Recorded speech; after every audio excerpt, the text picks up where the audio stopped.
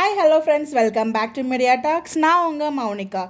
அம்மா நல்ல வேலைங்க, நேற்றுக்கு ப்ரொமோ வரல. நேற்றுக்கு நைட்டு வரைக்கும் ஐயோ ப்ரொமோ வரலையேன்னு சொல்லி வருத்தப்பட்டுட்டு இருந்தோம். நல்ல வேலை இப்போ நான் சந்தோஷப்படுறேன் நேற்றுக்கு ப்ரொமோ வரல அப்படின்னு சொல்லிட்டு. பிகாஸ் ப்ரொமோ வந்தால் இதுதான் கொடுத்துருப்பாங்க ப்ரொமோவாக. அதை பார்த்துட்டு நம்மளால சத்தியமாக ப்ரொமோவை பார்த்துட்டு அந்த ஒன் டே ஃபுல்லாக சண்டே ஃபுல்லாக வேஸ்ட்டாக தான் போயிருக்கும். நம்ம மைண்டு ஃபுல்லாக வந்து பார்த்திங்கன்னா ஒரு மாதிரி அப்செட்டாக தான் ஆயிருக்கும். நல்ல வேலை ப்ரொமோ போட வரைக்கும் சந்தோஷம். அந்த வெள்ளிக்கிழமை ப்ரொமோட நம்ம ஹாப்பியான மூடில் இருந்தோம். அது வரைக்கும் ரொம்ப சந்தோஷம் தான். பிகாஸ் என்னை பொறுத்த வரைக்கும் ஏன்னா அவங்க கண்டிப்பாக அவங்க ப்ரொமோன்னு ஒன்று கொடுத்துருந்தாங்கன்னா இதுதான் ப்ரொமோ கொடுத்துருப்பாங்க. இந்த விட வேறு கண்டென்ட் எதுவும் இல்லை. ஸோ நான் நினச்சேன் இன்றைக்கி வரும்னு சொல்லிட்டு, பட் இப்போ வரைக்கும் அப்டேட்ஸ் எதுவும் வரல. ப்ரொமோ இன்றைக்கி இல்லை நாளைக்கு அவங்க வந்து ப்ரொமோ ரிலீஸ் பண்ணுவாங்க. அது என்ன மாதிரி சீன்ஸ் வருதுன்னு பார்ப்போம். கண்டிப்பாக எனக்கு தெரிஞ்சு அவங்க காவேரி சொல்ல மாட்டாங்க தான் எனக்கு தோணுது. அதை பற்றி நம்ம தனியாக டிஸ்கஸ் பண்ணுவோம். பட் நீங்கள் என்ன நினைக்கிறீங்க? எனக்கு ப்ரொமோ அது நல்லது, ப்ரொமோ வராது நல்லதுன்னு நினைக்கிறீங்களா இல்லை வந்திருக்கலாம்னு நினைக்கிறீங்களா?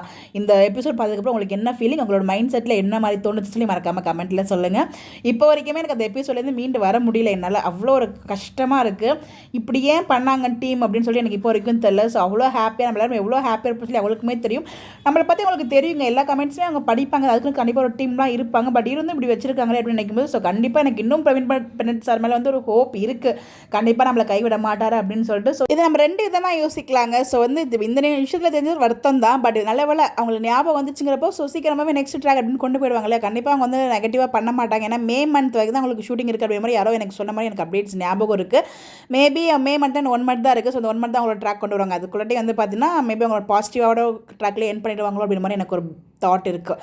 தெரில, பார்ப்போம், வெயிட் பண்ணி தான். பட் கொண்டு வந்த வரைக்கும் ஓகே. இது எல்லாத்துக்கும் ஒரு முற்றுப்புள்ளி தேவை தான் இல்லையா? ஸோ காவேரி மனசில் இந்த ஒரு கேள்வி தான் இருந்துட்டு இருக்கு. பார்ப்போம் என்ன மாதிரி விஜய் விடை கொடுக்க போகிறாரு அப்படின்னு சொல்லி. ஏன்னா விஜய் வந்து ஸ்டன்னிங்கில் நின்னார். அப்படியே நம்ம எந்த அளவுக்கு ஸ்டன்னிங்கில் இருந்தோமோ அதை விட அதிகமாக இருந்தார். ஸோ ஹக் பண்ணும்போதெல்லாம் தட்டியாவது விட்டுருக்கலாம். பட் அதெல்லாம் கொஞ்சம் வருத்தமாக தான் இருந்துச்சு. டக்குனு பண்ண முடியாதான். பட் பண்ணி தான் நல்லா இருந்திருக்கும் நான் ஃபீல் பண்ணேன்.